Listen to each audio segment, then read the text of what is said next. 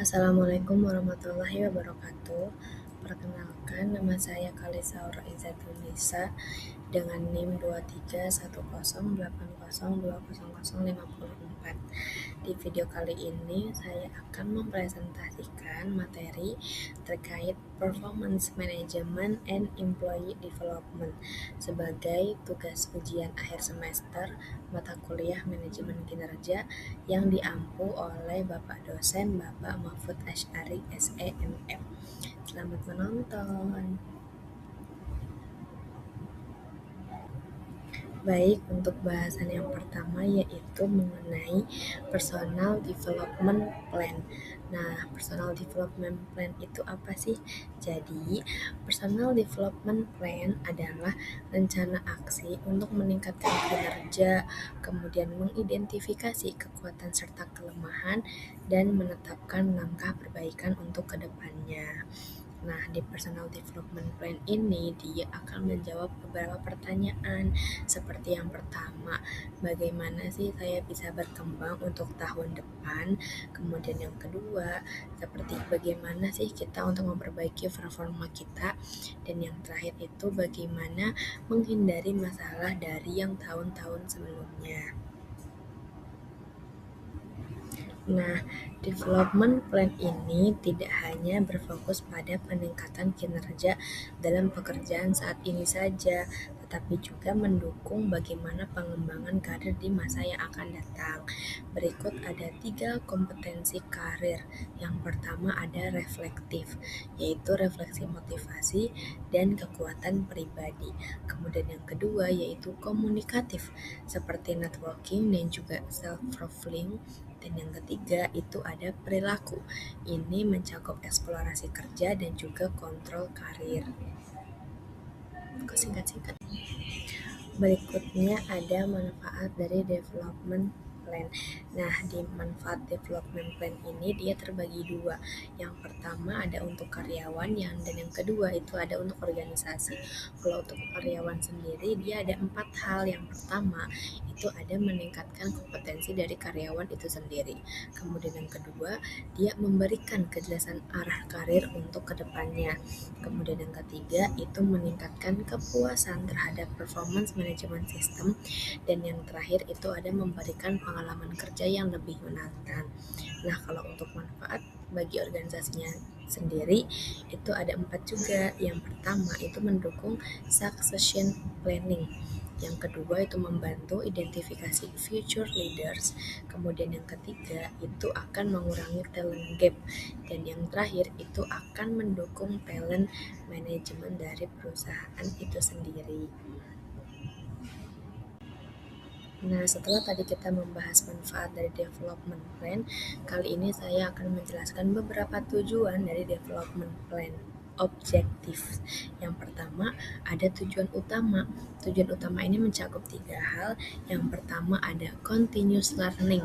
Kemudian yang kedua ada performance improvement. Dan yang ketiga ada personal growth. Kalau untuk tujuan spesifiknya sendiri, dia ada 4 poin. Yang pertama itu ada membantu memperbaiki area kinerja yang lemah.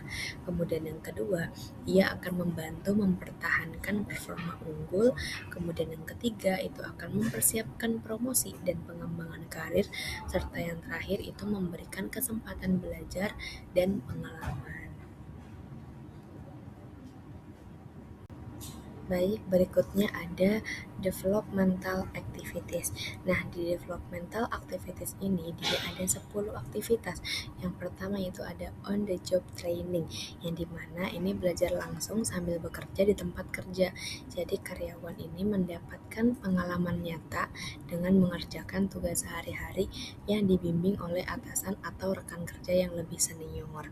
Kemudian yang kedua ada course atau pelatihan, yang dimana ini mengikuti pelatihan terstruktur baik online maupun offline, bisa berupa workshop, seminar, e-learning, atau kelas formal yang dirancang untuk meningkatkan kompetensi teknis maupun soft skill tertentu. Yang ketiga ada self-guided studying, yang dimana ini belajar mandiri, jadi karyawan itu belajar secara independen melalui buku, artikel, video, podcast, atau platform belajar mandiri. Kemudian yang keempat ada mentoring. Mentoring ini proses pembelajaran melalui bimbingan dari mentor yang lebih berpengalaman. Mentor berbagi pengetahuan dan juga pengalamannya untuk membantu mente berkembang secara profesional, manajemen, maupun personal. Yang kelima ada conference or trade shows, yang dimana ini kita menghadiri konferensi atau pameran industri untuk mendapatkan wawasan terkini, kemudian memperluas jaringan dan mengetahui tren terbaru di bidang yang relevan. Yang keenam, mixing with the best.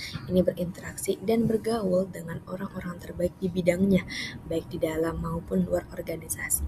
Yang ketujuh, getting a degree. Ini mengambil gelar akademis seperti S1, S2, ataupun S3 dan sertifikasi profesional yang relevan. Kemudian yang kedelapan ada job rotation. Ini karyawan dipindahkan sementara ke posisi atau departemen lain. Tujuannya apa? Tujuannya adalah agar karyawan mendapatkan pemahaman menyeluruh tentang organisasi dan mengembangkan skill lintas fungsi. Kemudian yang keempat yaitu temporary assignment atau penugasan sementara. Karyawan ini akan diberi tugas khusus dalam jangka waktu tertentu, misalnya menjadi project lead, tergabung dalam task force, atau ditempatkan di cabang lain. Ini akan melatih adaptabilitas dan kemampuan baru. Dan yang terakhir itu ada membership or leadership roles, yang dimana ini aktif dalam organisasi profesi atau mengambil peran kepemimpinan di komunitas, asosiasi, atau internal perusahaan. Baik, berikutnya ada direct supervisor roles, yang dimana ini mencakup 5 poin. Yang pertama itu ada menjelaskan standar dan target kinerja yang harus dicapai di depan. Kemudian yang kedua itu ada merekomendasikan developmental activities yang sesuai. Yang ketiga itu meninjau dan memberikan masukan terhadap developmental objectives. Kemudian yang keempat itu ada memantau progres pencapaian tujuan dan pengembangan. Kemudian yang kelima, yang terakhir itu ada memberikan reinforcement dan dukungan secara berkala. Nah, selain materi tentang development plan, di sini juga ada bahasan mengenai multi-source feedback system. Multi-source feedback system atau 360 degree feedback ini merupakan sistem penilaian yang mengumpulkan feedback dari berbagai sumber untuk membantu karyawan memahami kekuatan dan area yang perlu dikembangkan. Nah, sumber-sumber feedback tersebut yang pertama bisa berasal dari supervisor, kemudian yang kedua bisa dari peers atau rekan kerja, yang ketiga yaitu dari direct atau secara langsung, yang keempat yaitu dari customer, dan yang kelima yaitu self-rating. Nah, di multi-source 360 sistem ini juga dia mengaitkan dengan checkpoint 360 sistem. Nah, di checkpoint 360 sistem ini dia ada beberapa kompetensi yang dinilai. Yang pertama itu ada dari sisi communication-nya, kemudian yang kedua dari sisi leadership-nya atau kepemimpinannya, yang ketiga ada adaptability atau bagaimana dia beradaptasi dengan lingkungan kerja yang baru, kemudian yang keempat ada relationship yaitu jaringan, yang kelima yaitu task management, yang keenam ada production, yang ketujuh ada development of others, dan yang kedelapan ada personal development. Nah, selain kompetensi yang dinilai juga, di sini ada beberapa fokus sistemnya. Yang pertama yaitu mengidentifikasi strength atau kelemahan. Yang kedua, dia mengidentifikasi development area. Kemudian yang ketiga, ini membandingkan self perception dan others perception, dan yang keempat yaitu memberikan suggestion for improvement. Baik, untuk materi terakhir dari presentasi ini yaitu terkait risiko and challenge, yang dimana di setiap perusahaan pasti memiliki risiko dan juga tantangannya tersendiri. Di sini ada beberapa risiko utama. Yang pertama yaitu menimbulkan resistensi dari karyawan. Kemudian yang kedua yaitu ada menyakiti perasaan individu, karena ketika sebuah penilaian dilakukan pasti akan ada waktu di mana penilaian tersebut akan menyakiti perasaan dari individu itu sendiri. Yang ketiga yaitu ketidakpercayaan terhadap kejujuran feedback. Jadi kadangkala ada karyawan yang merasa bahwa penilaian ini tidak sesuai dengan kenyataan yang terjadi di lapangan.